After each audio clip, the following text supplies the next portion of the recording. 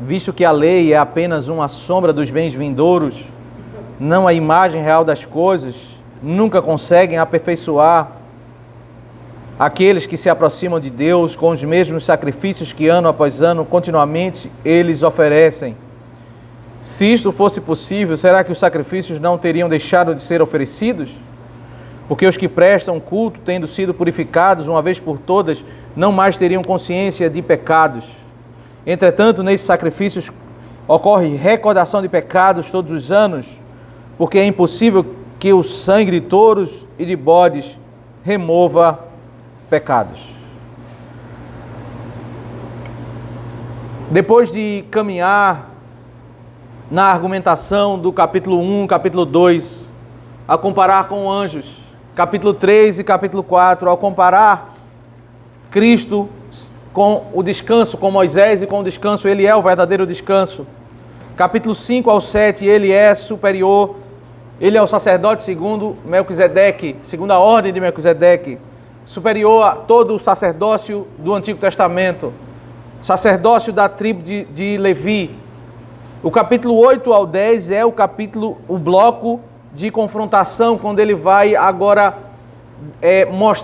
tratar de forma muito clara essa questão da fraqueza da antiga aliança, e ele vai apresentar esse contraste cada vez mais claro. A antiga aliança é fraca nesse aspecto de redenção, de santificação e de adoração, no sentido de conhecimento mais intenso de Deus. E perceba que o capítulo 8 ao 10, ele olha como base a profecia, que era a profecia tão aguardada deles, do livro do profeta Jeremias, capítulo 31, que está lá no início do capítulo 8. É a profecia que vai ser citada aqui no capítulo 10, versículo 16 e 17. Então, no início do capítulo do bloco e no final do bloco, ele cita a profecia, assim como ele fez em todos os blocos, né, até agora, a primeira etapa, capítulo 1 e 2, a segunda etapa, 3 e 4, 5 ao 7 e 8 ao 10, né, o quarto degrau desse movimento, ele toma a profecia do capítulo 31 de Jeremias como base para a sua argumentação, para dizer que é na nova aliança que nós encontramos, né, a maior profundidade da verdade em redenção, em santificação e em conhecimento. Era sobre isso que se falava. A gente está lendo na leitura continuada Jeremias e fala-se sobre um tempo de visitação de ira do Senhor, de destruição. E no meio daquelas profecias sobre a ira do Senhor, o Senhor ele mesclava sobre uma esperança, ele trazia esperança sobre algo intenso, algo profundo que Deus iria agir no meio do povo. E essa profecia era exatamente sobre isso. Muito semelhante a Ezequiel capítulo 36 e 37, quando também, no meio de um bloco assim, que fala de modo muito duro sobre destruição a Israel, Deus fala lá no capítulo 36 e 37 sobre algo que ele faria no povo. Ele iria restaurar a sorte do povo, iria fazer um agir mais intenso. E o autor de Hebreus está dizendo, olha, o que nós estamos vivendo hoje é exatamente o cumprimento daquilo que Jeremias disse no capítulo 31. Então, como é característica do capítulo 8, 9 e 10 é comparação, a primeira parte da comparação é exatamente olhar para a antiga aliança e destacar elementos de fraqueza. É um termo bem comum no Novo Testamento, Paulo usa esse termo em Colossenses. No versículo 1 diz, ora, visto que a lei é apenas uma sombra dos bens vindouros, não a imagem real das coisas, nunca consegue aperfeiçoar aqueles que se aproximam de Deus. Né? Então, se eu entender o que é a lei, e aqui ele está falando sobre a lei cerimonial, todos aqueles aspectos da lei de sacrifícios e representações, se eu entender o que é essa lei, qual é o propósito dela, eu vou também chegar à conclusão qual é a eficácia dela, até onde ela pode me levar no que diz respeito à minha redenção e à minha santificação. O que ele vai tratar sobre esse tema de aperfeiçoamento, ele vai usar esse termo ao longo de Hebreus sobre aperfeiçoamento, né?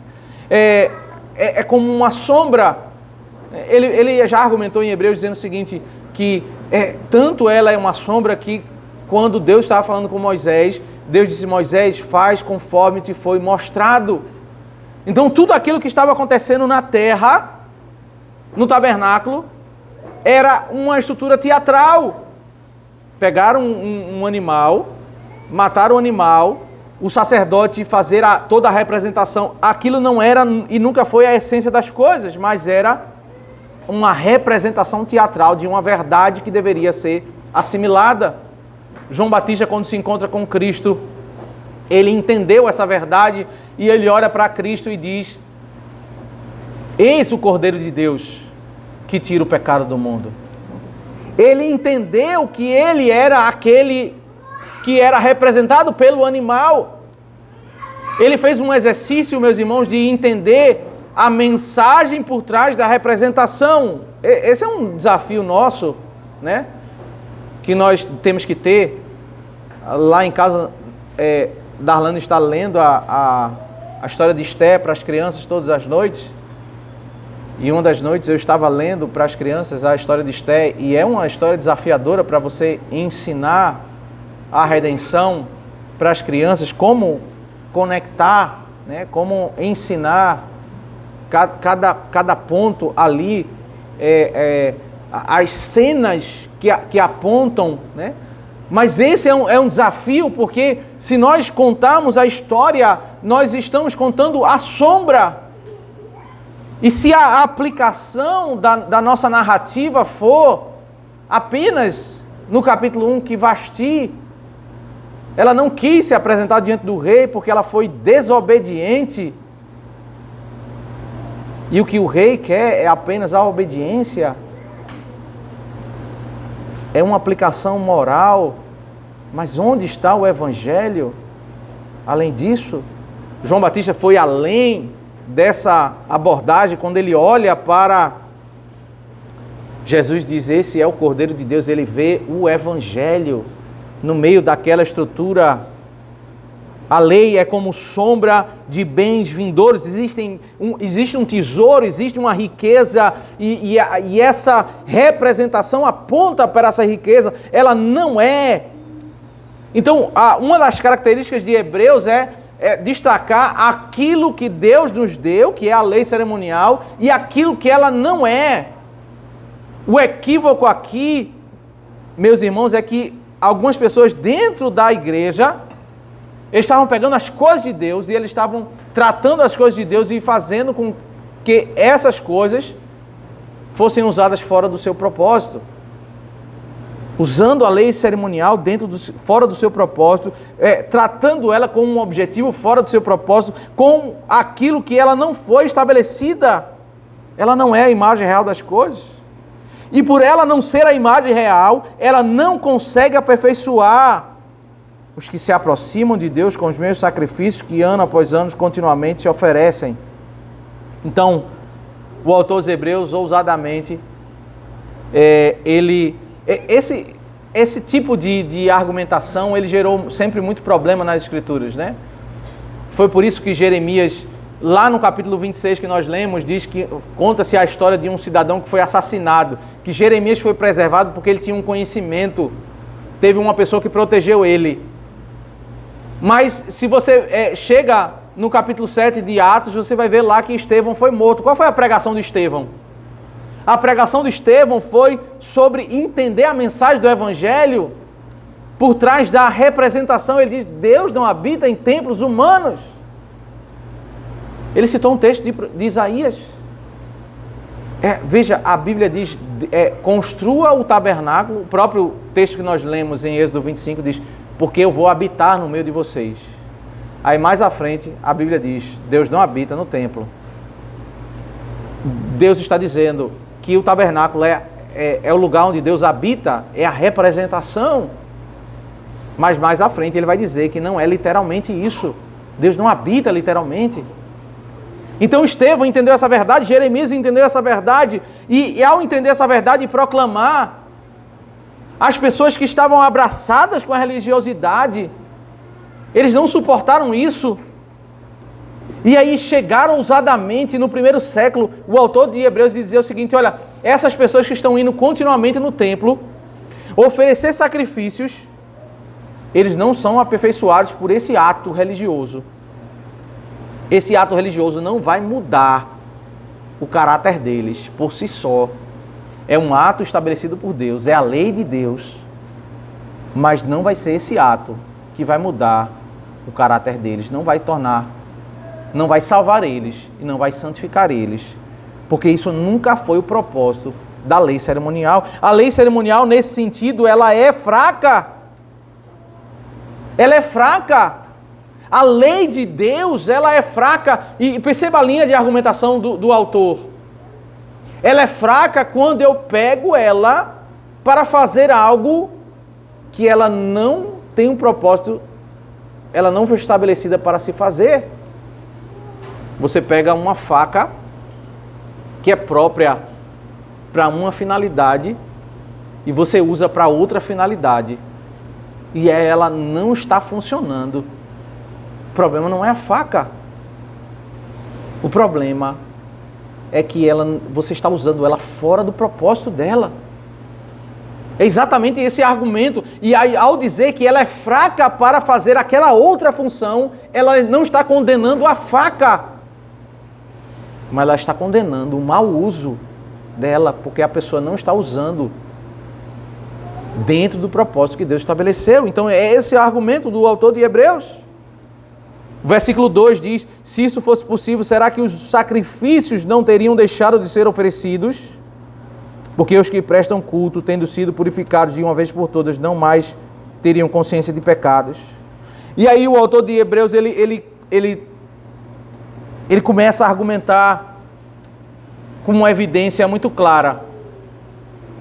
Diz: olha, vou trazer uma evidência lógica. Uma evidência lógica para essa discussão. É a repetição. A contínua repetição dos sacrifícios é uma evidência de que ela não está resolvendo o problema. O volume de como se é feito as coisas, as pessoas estão derramando sangue, trazendo animais. E na argumentação de Hebreus, perceba que esse é um argumento do Novo Testamento, né? Quanto maior coisas externas, menor é a glória da eficácia. E isso já é pontuado lá em Ageu capítulo 2. Mas agora no Novo Testamento ele começa a apresentar isso. Esse vai ser cada vez mais o argumento que ele vai apresentar. Ele já apresentou no capítulo 9. E ele vai dizer, se existe continuamente, se não se parou de oferecer sacrifício, é porque a consciência de pecado ainda não terminou. Entretanto, nesse sacrifício ocorre recordação de pecados todos os anos. Então, ele precisa fazer uma palavra de ponderação, porque quem estabeleceu os sacrifícios e quem fez a lei foi Deus. Ao dizer que a lei cerimonial é fraca, ao dizer que ela é imperfeita, esses foram os adjetivos que ele usou no capítulo 9, ele precisa dizer, e ele precisa falar, qual é o propósito dessa lei, qual é o propósito desse sacrifício, porque quem fez isso foi Deus. Deus que fez isso. Então agora ele está dizendo, olha, Deus fez isso com um propósito para recordar pecado todos os anos. Então o propósito da lei cerimonial nunca foi, ao repetir os sacrifícios, santificar, ao repetir os sacrifícios, perdoar pecados, ao repetir os sacrifícios, fazer com que a pessoa tivesse um conhecimento profundo sobre a verdade, mas fazer com que eles olhassem naquela representação, eles se lembrassem, eu tenho um problema com Deus. Eles se recordassem do problema. Eles se recordassem da dificuldade que eles tinham. E a verdade que deveria estar muito clara na mente de todo israelita, porque é impossível que o sangue de touros e de bode remova pecados. É impossível. O sangue, meus irmãos, o problema do pecado humano se resolve numa vida, deve ser restaurada com outra vida. No Gênesis já ficou muito claro desde a criação que você não pode comparar um homem com um animal. Você não pode comparar um homem com um animal. Quando eles saem da arca, O homem pode matar o animal para comer, mas o animal não pode matar o homem. E o homem é feito imagem e semelhança, mas o animal não é feito imagem e semelhança do Criador. Na estrutura do tabernáculo, o animal é usado como uma representação. Mas aquilo ali, o sangue do animal não pode resolver o problema. A fraqueza, meus irmãos, ela não é propriamente a lei cerimonial em si, porque a lei cerimonial ela foi dada por Deus com um propósito muito relevante, eficaz. A fraqueza é quando o povo de Deus ele olha para a lei fora do propósito que o Senhor Deus deu, fora do propósito de entender o quanto nós precisamos recordar do pecado, o quanto nós não podemos ser redimidos, ser santificados, ser transformados pela lei cerimonial. Então, o problema não é a lei. O problema é o povo usar a lei fora do seu propósito, fora do seu sentido. Não entender aquilo pelo qual o Senhor estabeleceu. O problema, da mesma forma, não está nas narrativas bíblicas. O problema não está em cada trecho das Escrituras, o problema está quando nós lemos as narrativas, lemos as histórias e não conseguimos entender o Evangelho, entender a profundidade da verdade, que é o propósito de Deus sobre cada trecho das Escrituras. Aí nós não conseguimos encontrar a profundidade do ensino, a verdade. Mas o problema não está no texto, está porque nós não conseguimos entender para onde esse texto aponta. E o autor aos Hebreus, agora do verso 5 ao verso 10, ele nos convida a um exercício de exegese.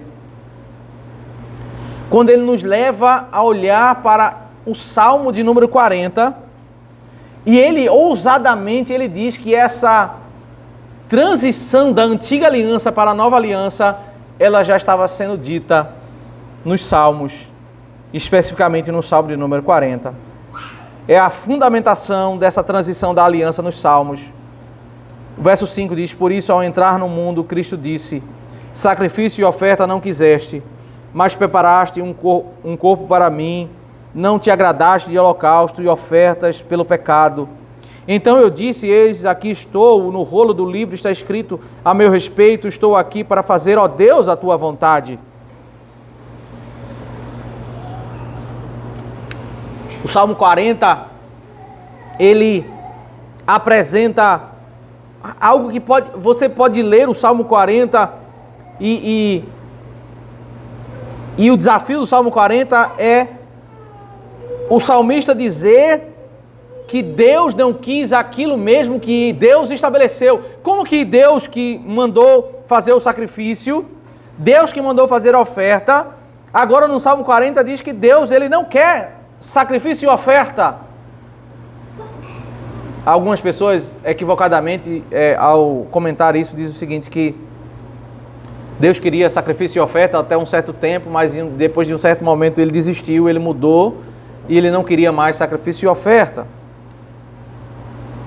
Ele mudou na própria estrutura do Antigo Testamento, né? Por causa da religiosidade fraca de Israel, da vida estéril de Israel, ele mudou esse sentido. Mas não é esse o ponto do salmista. O salmista, ele perceba, Deus estabeleceu o sacrifício e a oferta, e Deus quer o sacrifício e a oferta. Mas Deus quer que o povo faça o sacrifício e a oferta para cumprir o propósito dele. Ele não quer o sacrifício e a oferta que seja usado para resolver o problema da redenção. Para resolver o problema da redenção, Deus não quer o sacrifício e a oferta. Deus nunca quis que o povo do Antigo Testamento entregasse sacrifício e oferta no lugar do arrependimento, no lugar do quebrantamento. Eles deveriam fazer sacrifício e ofertas além de terem um coração quebrantado, além de entenderem a verdade da redenção, além de entenderem a verdade do culto e se aproximarem de Deus, entregarem a vida a Deus e entenderem a verdade do que é uma adoração correta ao Senhor. Aí o Salmo diz, mas preparaste um corpo para mim. Né? Ele transita da negação do sacrifício para logo em seguida falar sobre um corpo. Aí o paralelo, né, dos Salmos, ele volta a falar sobre sacrifício. Não te agradaste de holocaustos e ofertas pelo pecado. Aí novamente ele fala sobre corpo. Então eu disse, eis, aqui estou no rolo do livro, está escrito a meu respeito, estou aqui para fazer, ó Deus, a tua vontade. Né? Então, duas vezes ele diz que não quer sacrifícios e não se agrada de sacrifícios, e duas vezes diz, a primeira ação é, Deus preparou um corpo, falando sobre o diálogo de Deus com o Messias, Deus preparou um corpo para o Messias, e o versículo 7 é a reação do Messias para o Pai. Então eu disse, eis, aqui estou, no rolo do livro está escrito a meu respeito, estou aqui para fazer, ó Deus, a tua vontade, e o Filho para o Pai, dizendo que ele vai fazer a sua vontade. Aí qual é o comentário que o autor dos Hebreus faz sobre esse Salmo 40? Ele diz, depois de dizer como acima, sacrifícios, ofertas, holocaustos e ofertas pelo pecado não quiseste, nem dele te agradastes, coisas que se oferecem segundo a lei, no segundo momento acrescentou, eis aqui estou para fazer, ó Deus, a tua vontade. Deus disse, ele disse que ele não queria aquilo que ele estabeleceu na sua lei. Deus, ele não se agradou daquilo que ele estabeleceu na sua lei. Deus não queria receber aquilo que ele exigiu do seu povo na sua lei. Somente, meus irmãos, em um momento onde Deus não se agrada daquilo que ele exigiu, somente em um momento onde Deus ele não quer aquilo que ele exigiu, é quando aquilo que o povo faz, ele faz fora do propósito pelo qual Deus estabeleceu. Quando eu pego a lei cerimonial e eu ofereço a Deus o sacrifício para eu buscar a redenção, para como eu buscar a santificação a parte de Cristo, então Deus diz, esse tipo de sacrifício e oferta, isso mesmo que eu exigi, eu não quero. Mas em substituição a isso, está aquilo que vai satisfazer a vontade de Deus. E aí o autor aos Hebreus, ele fazendo a exegese, ele diz, num segundo momento acrescentou, estou aqui para fazer, ó Deus, a tua vontade. Aí ele comenta, né, o comentário, a exegese dele, ele diz, ele remove o primeiro para estabelecer o segundo. Se o primeiro, que representa a antiga aliança, a estrutura cerimonial, que é aquilo que, apesar de ser estabelecido por Deus, exigido por Deus, não satisfaz Deus, não consegue satisfazer os requisitos de redenção, de santificação, ao ponto do salmista dizer, Deus não quer isso. Ele quer que isso seja cumprido como ritual cerimonial na antiga aliança, mas ele não quer que isso seja cumprido como um requisito para a redenção. Ele se agrada do povo fazer a lei cerimonial na antiga aliança, porque estão cumprindo a lei, mas ele não se agrada se o povo fizer isso e não crer na redenção. Ele não se agrada. Ele remove o primeiro para estabelecer o segundo. É interessante que o que o autor dos Hebreus está dizendo, ele está olhando para o Salmo 40 e está dizendo o seguinte, olha, o Salmo 40 já está ensinando que a encarnação de Cristo, ela é o momento da transição, desse momento da substituição. Ela vai trazer consigo a substituição dessa retirada de sacrifícios e ofertas para a entrega de um corpo. É um corpo do Senhor que vai satisfazer a sua vontade de redenção. O primeiro é removido pelo segundo. Nessa vontade é que temos sido santificados mediante a oferta do corpo de Jesus Cristo, uma vez por todas. Então, se Deus disse que sacrifícios e ofertas não eram suficientes para satisfazer, no Salmo 40, e lá no Salmo 40 ele disse que era o corpo do Messias que iria satisfazer, uma coisa pela outra, então é no corpo de Jesus que eu tenho a santificação, é no corpo de Jesus que eu olho para resolver o meu problema de santificação.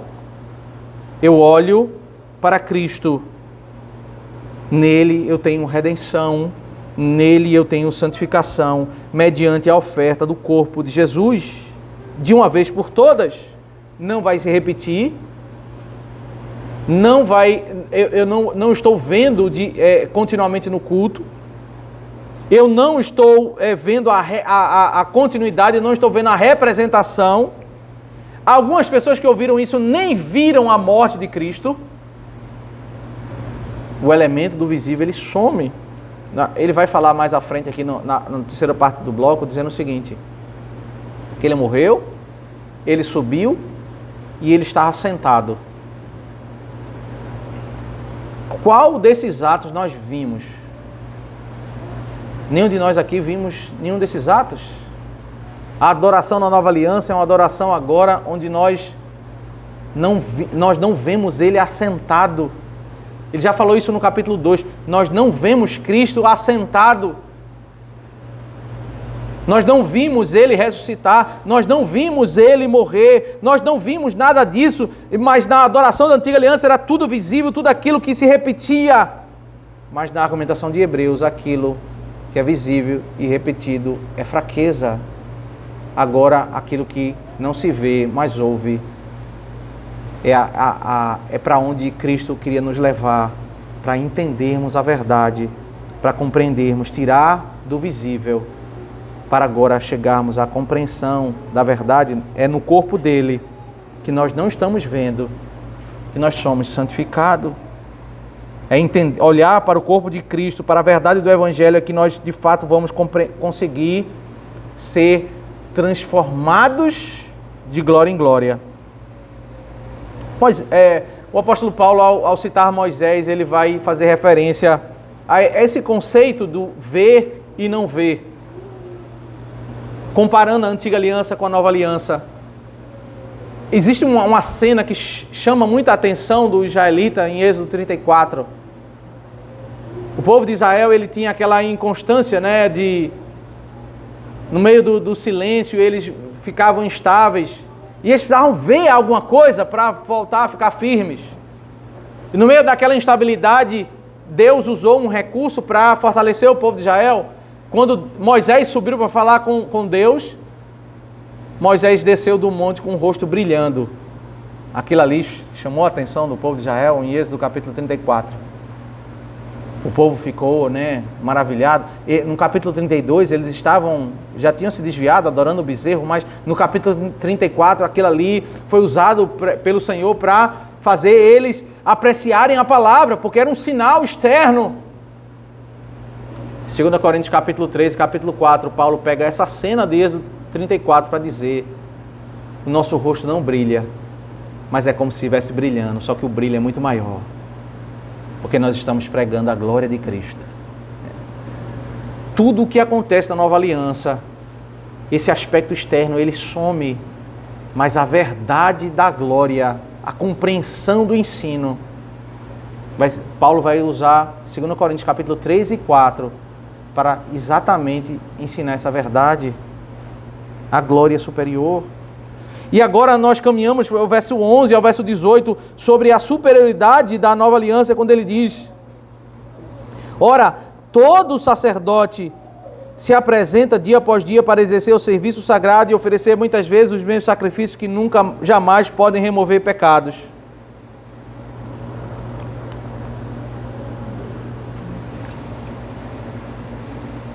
Jesus, porém, tendo oferecido para sempre um único sacrifício pelos pecados, assentou-se à direita de Deus, aguardando daí em diante até que os seus inimigos sejam postos por estrado dos seus pés, porque com uma única oferta aperfeiçoou para sempre os que estão sendo santificados.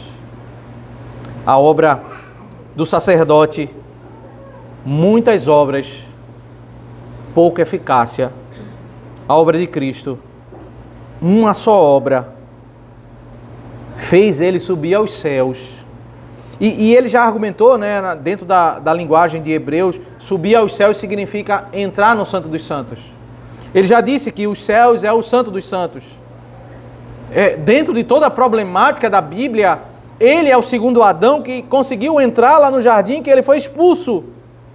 O primeiro Adão foi expulso, ele encarnou, é o segundo Adão, e a obra dele foi tão suficiente que ele entrou. O sumo sacerdote só pode entrar uma vez por ano, e ele não pode ficar entrando. Ele entrou, ele não entrou temporariamente, ele sentou. Ele é sumo sacerdote, ele é rei, ele está assentado. Os inimigos de Deus não estão destruídos, é por pura misericórdia de Deus, porque ele decretou o momento onde ele vai julgar e destruir todos os inimigos, onde ele vai colocar todos os inimigos prostrados diante dos seus pés. Ele fez tudo isso com uma única oferta para sempre. E mediante essa oferta, nós somos santificados, nós fomos perdoados, redimidos, e nós estamos sendo santificados mediante essa oferta. Esse tema da redenção e santificação, ele vai citar aqui no verso 15 ao 18, é o ponto da argumentação dele no capítulo 8, 9 e 10, né? Que ele está tratando sobre 3 tópicos: redenção, santificação e conhecimento, que são os 3 tópicos da profecia de Jeremias 31. Nós desviamos os olhos do símbolo, olhamos para Cristo para compreender mais da mensagem de Cristo, e se nós compreendermos mais da mensagem de Cristo, nele nós temos redenção, nele nós temos mais santificação, e nele nós temos mais conhecimento, né? Nele nós temos mais conhecimento, nele nós somos santificados. Uma das coisas que Paulo vai combater em Colossenses é que a santificação, ela não é como os judaizantes estão achando no primeiro século: não toques nisso, não toque naquilo. O judaísmo, ele achou sempre que a santificação está atrelada a leis, um resquício da lei cerimonial, né? A santificação está em guardar a lei moral, em temer o Senhor, olhar para Cristo. O versículo 15 diz: e nisto dá testemunho também o Espírito Santo, porque após ter dito, esta é a aliança que farei com eles, depois daqueles dias, diz o Senhor, imprimirei as minhas leis no coração deles e as escreverei sobre sua mente. Né? A grande promessa do Senhor para o povo no contexto de Jeremias, para que esse futuro seria um futuro diferente, é que eles não seriam um povo só de aparência. Eles teriam as suas leis, seria uma santificação verdadeira no coração, na mente. A verdade seria como que internalizada no coração deles. Eles não seriam conhecidos pelas pessoas, pelos rituais externos. Os judeus, meus irmãos, eles eram conhecidos por outras nações pelas vestimentas, pelos rituais. Mas e agora na nova aliança, quando pessoas professam a fé de todas as nações? Como conhecer um cristão no meio de tantas outras pessoas, quando não necessariamente a nossa vestimenta vai nos diferenciar de outras pessoas? Pode até nos diferenciar, né? Mas pode existir pessoas que se vestem respeitosamente e não são cristãs. Mas o nosso coração, que vai refletir em nossas atitudes, aí sim vai mostrar que o nosso coração está marcado, não os rituais religiosos. Imprimirei as minhas leis no coração deles e as inscreverei sobre sua mente. Como o nosso coração e a nossa mente, ela vai ser transformada? É pelo Evangelho, por conhecer Cristo. Aí nós seremos transformados. Cresceremos em santificação. E acrescenta: também dos seus pecados e das suas iniquidades jamais me lembrarei. A redenção em Cristo, a crise, meus irmãos, do primeiro século de uma pessoa que precisaria descansar. Essa é a crise do judeu do primeiro século, essa é a crise de um pentecostal, quando nós pregamos um evangelho que diz que somos salvos pela graça e eles não conseguem descansar nessa verdade. Você prega o evangelho para um católico sobre salvação pela graça. A mente dele está tão arraigada sobre salvação pelas obras. Ele não consegue descansar numa verdade de que foi consumada. Ele precisa de algo. A verdade do evangelho é que ele fez completamente. O pecado não vai ser mais lembrado. Esse é o evangelho da graça. O evangelho da verdade que foi consumado. Ora, onde há remissão de pecados, não existe mais necessidade de sacrifício pelo pecado. Ele está dizendo, meus irmãos, para a igreja do primeiro século, vocês não precisam ir mais no templo. Não existe sentido de você ir para o templo no Novo Testamento, repetir esse ritual do sacrifício. Você não entendeu a mensagem da lei cerimonial, não entendeu o propósito da lei cerimonial, não entendeu que tudo isso tinha um propósito de ser cumprido em Cristo. Salmo 40 falava disso. Isso tinha um propósito e tinha o seu valor, mas quando você usa a lei cerimonial fora do propósito, isso é fraqueza. Então, meus irmãos, a primeira aplicação que nós podemos fazer desse texto é que a fraqueza propriamente não é a lei cerimonial. A fraqueza está quando eu pego a lei cerimonial, qualquer trecho das Escrituras, que foi estabelecido por Deus, é dado por Deus, é palavra de Deus, mas eu utilizo fora do propósito estabelecido por Deus. Eu pego uma narrativa bíblica, um texto bíblico, e a conclusão que eu chego a partir daquele texto não é o ensino intencionado por Deus a partir daquele texto. Eu tenho o texto divino, mas eu não tenho o ensino divino. Aquele texto ele passa a ser fraco nas minhas mãos. Eu não consigo contemplar a verdade poderosa que transforma a minha vida, que santifica a minha vida, que me faz compreender mais do Evangelho. Mas não é porque o texto ele é fraco, mas é porque eu não consigo compreender a verdade do texto. Se eu tenho o rito, mas não tenho a doutrina,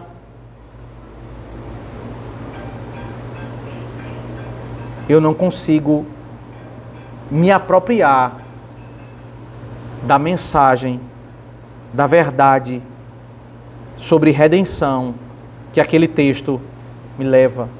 Sempre quando a gente fala sobre redenção, e essa era uma coisa que eu sempre me chamava a atenção quando eu comecei a ouvir muito sobre isso, eu achava que quando se falava sobre redenção era uma coisa que apenas aquele que nunca professou a fé deveria se preocupar. E aí eu passei a entender, e quando a gente está ensinando a Bíblia para as crianças, a gente começa a ver essa dificuldade. Esse é um desafio para nós. E esse é uma porta de grande privilégio que pode se abrir a nós quando nós começarmos a nos esforçar para compreender mais da mensagem da redenção. Compreender mais da mensagem da redenção a partir das narrativas bíblicas. Todos nós temos muito que aprender. Porque se eu não chegar no ponto, no alvo da mensagem da redenção, eu tenho o texto, mas eu não tenho a riqueza da mensagem, que é o propósito daquele texto. Eu fui até o meio do caminho, mas eu não consigo usufruir daquele tesouro, porque eu não estou avançando. A nova aliança, meus irmãos, em segundo lugar, ela marca uma forte transição de leis cerimoniais, os aspectos externos. Eles são removidos para agora um povo, uma igreja que é marcada por uma lei no coração. E as pessoas às vezes entendem isso equivocadamente, é como se a igreja fosse um povo sem lei. Algumas pessoas chegam a dizer o seguinte, né? Na nova aliança não existe lei, o que importa é o que está no coração. É próprio de uma geração que não conhece Bíblia, é próprio de uma geração que não estuda as Escrituras, de uma geração que tem acesso a várias informações equivocadas por pessoas que vão divulgando ensinos doutrinários equivocados. Não é sobre isso que a Escritura nos ensina. O Senhor, Ele removeu a lei cerimonial, o Senhor continua exigindo de nós que sejamos um povo da lei, o povo da lei moral, o povo que obedece. Mas além da obediência externa, o que o Senhor espera de nós é além disso, não em substituição a isso. É muito mais do que aquilo que é externo. É que o nosso coração também tema ao Senhor. E somente, meus irmãos, quando nós olhamos para o Senhor, para a verdade do Evangelho, para Cristo, é que nós somos confrontados e nós somos conduzidos a olhar além da lei, a olhar para a verdade de que Deus está olhando para o nosso coração. O ponto não é apenas não matar, não roubar. O ponto é eu entender que Deus quer o meu coração como um coração de adorador ao Senhor. Eu devo entregar o meu coração de modo devido ao Senhor. E quando eu olho para a verdade bíblica que Deus está exigindo de mim, o meu coração, muito mais além da lei, a minha perspectiva de santificação, ela não se resume àquilo que é externo. Ela vai além. Porque Deus sonda o meu coração, Deus sonda quando eu estou ingrato, quando eu estou com murmuração no coração, quando eu estou insatisfeito. E quando eu entendo essa verdade, ao ouvir o Evangelho, eu começo a me preocupar com o meu coração, além daquilo que está visível. Acima de tudo, meus irmãos, o principal argumento de Hebreus, dentro dessa sequência lógica deles, é: não voltem para o templo. Lá tem ouro, lá tem muitos sacrifícios, lá tem tudo que é visível. Eles, como era costume no primeiro século, estavam se reunindo na sala das casas. Cristo morreu, vocês não viram. Cristo ressuscitou, boa parte dos irmãos do primeiro século não viram. Ele está assentado. As pessoas não estão vendo ele assentado. A adoração da nova aliança, ela é desprovida de todos os elementos externos, para que possamos agora compreender a realidade das coisas. Somente a fraqueza da compreensão é que nos faz considerar aquilo que é inferior como superior e aquilo que é superior como inferior. No argumento de Hebreus, a glória da igreja é agora saindo dessa estrutura visível para uma estrutura de simplicidade. Estrutura de agora se reunir para ouvir a palavra, entender a verdade, compreender. Qual deve ser o nosso maior anseio como igreja? Compreender mais da redenção, ser mais santificada, compreender mais da doutrina do Senhor. Os 3 elementos da profecia de Jeremias. Avançar nessa apropriação da verdade. Esse tesouro que está aqui no nosso coração, no coração dos nossos filhos, para que possamos desfrutar, para que possamos apreciar. A pergunta que foi feita lá no início de Hebreus: por que as pessoas estão apreciando aquilo que é inferior em detrimento daquilo que é superior. Isso é um sinalizador, né? Por que as pessoas estão apreciando? No argumento de Hebreus, na exposição, é porque eles não compreendem a riqueza da glória de Cristo. E aí ele precisa expor a riqueza da glória de Cristo. Vamos responder ao Senhor cantando. Vamos ficar de pé e vamos cantar o Salmo 149 em resposta à pregação da palavra.